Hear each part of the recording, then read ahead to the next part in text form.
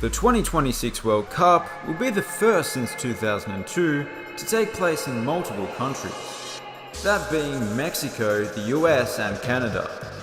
Unlike in 2022, every venue that will host already exists, which is great. But even better, none of the stadiums are located within an autocracy, first time since 2014. With that being said, here are the 2026 FIFA World Cup stadiums. Estadio Azteca. Despite not being state-of-the-art, the bare concrete exterior straight out of the 60s, this stadium was basically an automatic choice as a host this year. For one, it's in the capital city. It's also huge, and it's hosted the World Cup final twice.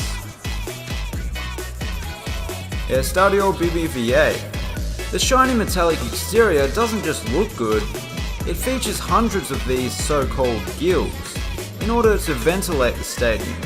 But the best feature has to be that mountain backdrop. The stadium was designed with a slanted roof to make that view possible.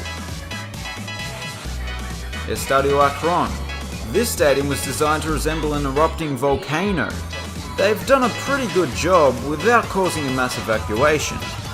The grass exterior gives it a natural look, but the part with the seats and stuff lets the locals know that their lives aren't actually in danger.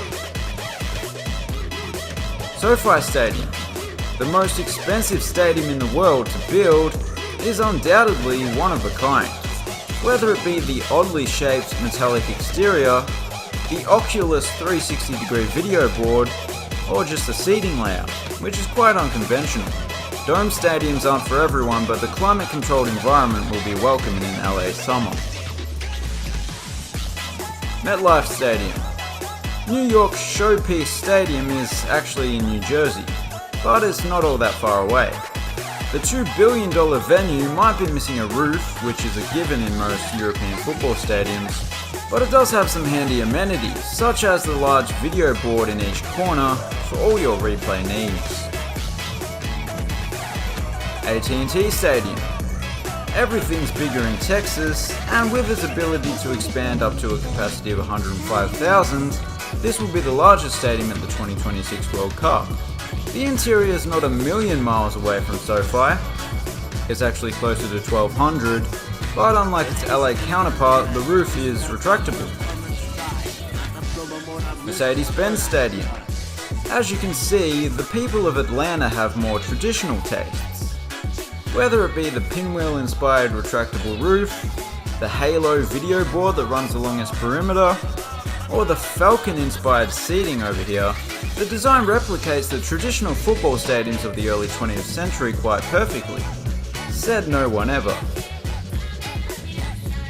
Levi's Stadium. Don't let the lackluster exterior fool you.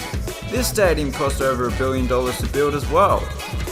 Some cool features are the rooftop garden that provides for the restaurants throughout the stadium, and being sponsored by Levi's, they actually brought in some real Bangladeshi children and set up a little exhibition sweatshop in the basement. Hard Rock Stadium. Of course Florida was going to host some games, and Miami, or Miami Gardens if we're being technical, was probably the most obvious choice. With that big overhanging roof and the all-aqua interior, I feel like the design suits Miami perfectly. Lumen Field. This stunning dockside stadium is known for its aesthetics, sure, but is even more well known for its loud atmosphere. It once even held the record. The club that plays here are called the Sounders, but that's just a coincidence because sound in that instance is referring to the body of water. Lincoln Financial Field. This stadium isn't a million miles away from Levi's Stadium. It's close to... no it is. But I think it looks a lot better. There's much more going on with the exterior, and there's even some small blade-like roofs sheltering a few thousand spectators. Energy Stadium. Well, what can I say, it's not the most exciting exterior, and that's got to be the ugliest form of a retractable roof we've seen. But the interior does have a fairly simple, clean look to it. And like their Texas brethren, the video boards are pretty huge. It's not a center hung video board, This roof was built in the early days of retractable roofs. Nestled amongst the leafy surrounds of Massachusetts is Gillette Stadium, best stadium a man can get. Actually, I'm not sure if that tagline is a worldwide thing. Just in case, I'm not actually saying this is the best stadium. It's not bad though. Not many stadiums have a bridge and a lighthouse. I can understand why it's not particularly necessary. Arrowhead Stadium. This is a stadium that has stood the test of time. Despite being built in the 70s, it's still held in high regard. I can't help but feel that the stadium's distinctive design plays into its name, with the seats coming to a point much like an arrowhead. This place currently holds the record for the loudest crowd roar, despite the lack of a roof. BC Place.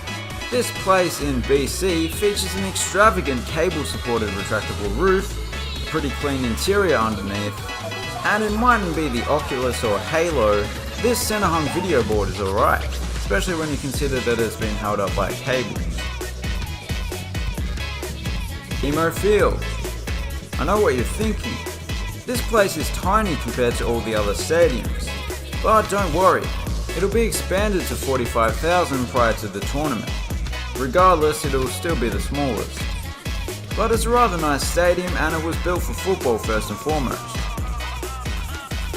And those were the World Cup stadiums for 2026. Thanks for watching, have a good one.